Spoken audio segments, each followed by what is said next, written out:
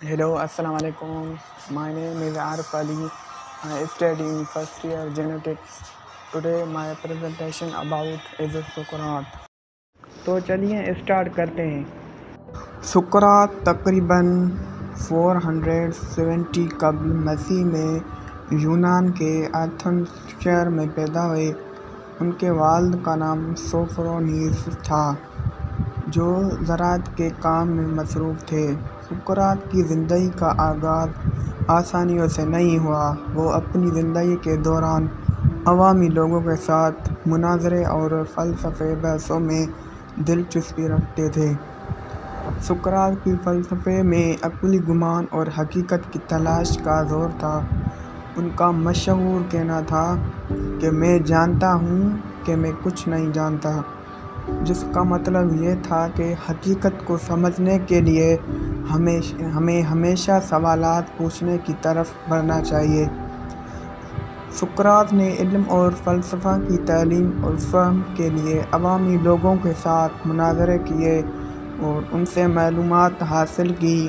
ان کی فلسفے میں اصل نقطہ نظر عقلی گمان اور حقیقت کی تلاش پر مبنی تھے اور ان کا مقصد حقیقت کو سمجھنے میں اور علم کو فروغ دینے میں تھا. سقراط کے 3 مین فیمس اسٹوڈنٹ تھے، جن میں ایک پلاٹو، ایک زینوفون اور ایک ارسطوٹل شامل ہے. پلاٹو، جو کہ پہلا سقراط کا اسٹوڈنٹ، پلاٹو سقراط کا سب سے معروف شاگرد تھا اور بعد میں خود ایک بہت بڑے یونانی فلسفی بن گئے.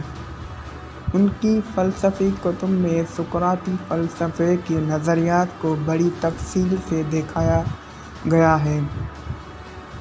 یہ جو سارے آج کل سوشل میڈیا پر سقراط کے بارے میں باتیں لکھی ہوئی ہے، وہ دراصل پلاٹو لکھتا تھا، کیونکہ سقراط اپنے بارے میں کبھی بھی کچھ بھی نہیں لکھتا تھا. نمبر 2، زینوفون. یہ بھی سقراط کا بہت اچھا اسٹوڈنٹ تھا.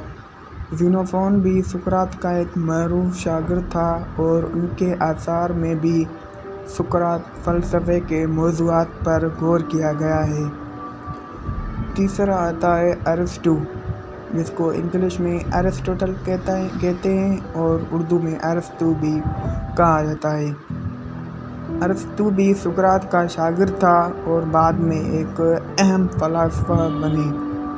ان کی فلسفی نظریات میں سقراطی تاثر واضح ہے اور انہوں نے اپنی تفکرات میں سقراطی اصولوں کو شامل کیا.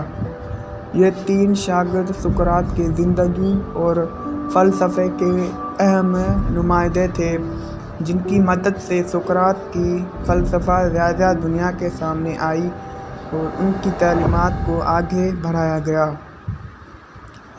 سقراط لوگوں سے بہت سوال جواب پوچھتے تھے، اس طریقے سے کہ یہ لوگوں کے خیالات کو ایکسپلور کرتے تھے. لیکن پھر لوگوں نے سقراط پر غلط الزام لگایا، کیونکہ کچھ لوگ سقراط کو پسند کرتے تھے اور کچھ لوگ سقراط سے نفرت کرتے تھے. جو نفرت کرتے تھے انہوں نے سقراط کے بارے میں بہت غلط نیوز پھیلائی اور انہوں نے کہا کہ یہ دیوتا کے خلاف باتیں کرتا ہے اور یہ ہمارے دھرم کو غلط طریقے پر لے جاتا ہے. پھر سقراط کو کورٹ بلایا گیا اور وہاں پر فیصلہ ہوا اور سقراط کو کہا کہ تمہارے پاس زندگی کا ایک چانس ہے، یا تم لوگوں سے سوال کرنا چھوڑ دو یا زہر کا پیالہ پی لو. اور سقراط ڈرنے والا نہیں تھا. اس نے فیصلہ کیا کہ میں سوال جواب بند کرنا نہیں چھوڑوں گا، بلکہ میں زہر پینے کے لیے تیار ہوں. پھر سقراط کا فیصلہ کورٹ والوں نے سنا اور قبول کر کے اس کو جیل کے اندر لے جایا گیا. تھوڑی دیر کے بعد پلاٹو، جو کہ سقراط کا اسٹوڈنٹ تھا، اس نے سقراط کو کہا کہ اگر تم کہو تو میں تمہاری یہاں سے بھاگنے میں ہیلپ کرتا ہوں. لیکن سقراط نے بولا، میں ایسا نہیں کروں گا. اگر میں نے ایسا کر بھی لیا تو لوگ کیا سوچیں گے کہ سقراط ڈر کے مارے بھاگ گیا۔ میں ایسا نہیں کروں گا۔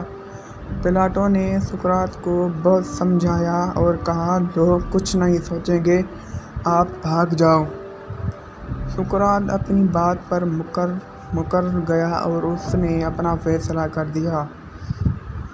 سقراط نہیں مانے اور زہر کا پیالہ پی کر ہمیشہ کے لیے سو گیا۔